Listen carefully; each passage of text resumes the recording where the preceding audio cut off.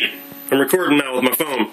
I got your message about the shocker body milling, but I typed up a huge response to it and realized I might as well just come out here and make a video to actually show what I'm talking about. Hopefully this will be a little bit easier to understand than what I was babbling about in my email. But anyway, you had mentioned the differences between doing a fourth axis cosmetic thing with a shocker body going like that compared to doing a traditional 3-axis where you lay it on its side and then the top and then the other side. Basically, my opinion is if you were to do a 4th axis setup, that would be the best thing to do for quality-wise, because you'll have a really good way to access every side and be able to blend in all the cosmetics that you have on the body.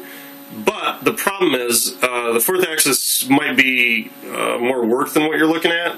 I don't know how much time you want to spend doing all this stuff for the design you have. Naturally, the thing with the 4th axis is that you have to have a mandrel that the body's going to attach to. Say the index will be over here on the right, so you'll index it like that, and then you have to align something on the other side to hold it steady, you know, like a dead center, or maybe even a live center if you want, or you could make something. But then they have to be in perfect alignment, or else you end up with a slight taper going one way or the other as you rotate the parts. So I don't know if you want to bother doing all that. The alternative is a 3-axis system, like you were saying, where you can take a chunk of metal like this and make a fixture out of it. The body will just bolt up. That's what these holes are. Bolt up like this, and you can mill that side, and then you flip it around the other side, and you can do that. And then, if you really want, you can bolt it in like that and put it in your vise and do the top. This is probably the easiest method when it comes to just the amount of setup time, because all you got to do is take this piece of stuff and mill some holes in it. In fact, I have like 10 of these. I could sell one to you if you want. I'll sell you this one if you want. Doesn't matter to me. The disadvantage, though, with that system is that you have to very accurately pick up the position of the body, obviously, but the problem is you'll never get it right. You'll never get it absolutely perfect to the point where there isn't a seam going from the top to the sides. And that's why I have this Warp Sports body out here, because this is like really round. You can see it's like this curve here just goes all the way around, and it has a little spot in the top. Don't worry about that. But then it goes around to the other side. This was milled by Smart Parts, and they have fancy stuff to take care of all the transitions between fixtures. They were milled actually on a 4th axis horizontal, and that made it easy. But if you're doing something like this on a 3-axis mill, you'll absolutely guaranteed end up with a seam going all the way across the top, which is where you milled the stuff on the side, and milled the stuff on the other side, and milled the stuff on the top. You'll never be able to get it to blend perfectly. It'll always be a very slight crease. I don't have any bodies here that have that, but I've done a lot of bodies in the past, and they all end up with something like that. You could probably tweak it out using sandpaper or using like a felt buffing wheel. That would take care of it.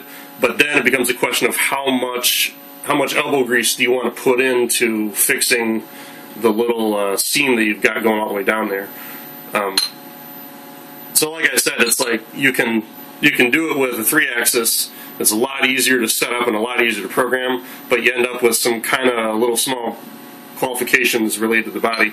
Now, the reason I have this ShockTech out here is because you can see these actually have a fairly defined transition from the top to the sides, and this body was specifically designed that way, I assume, to make it easier to manufacture. You can see the milling, how it has this little wing, and you can, just by looking at it, you can tell this was milled from the side, this was milled from the side, most of this was milled from the side up into right about, let's see if I can focus on it. Yeah, right there where my thumb is, there's a little seam. That's the transition from the side to the top.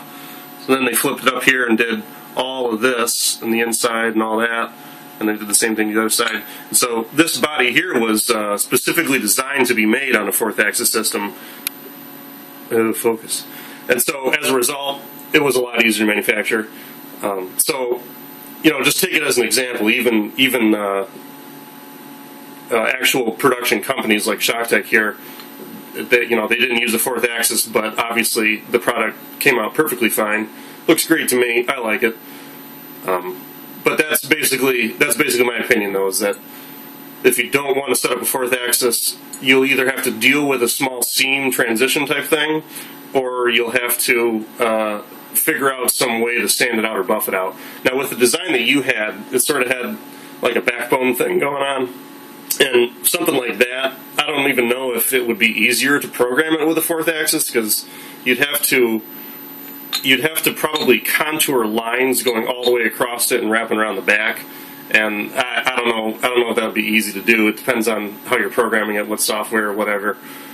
Some software would be easier than others, but I mean, something like that. It looked like you had sort of a, I wouldn't say a seam as evident as one of these, but it did look like you had one lofted curve going up to the top, and then another, you know, set of lofted curves going on the side. Maybe you could use the transition between those two to cover it up or something like that. I don't know. It's up to you. But anyway, I hope this video sort of makes sense. I'll post it up here on the YouTube channel just so other people can see things about how these bodies get made. But let me know what you're thinking. I think that's it. Bye.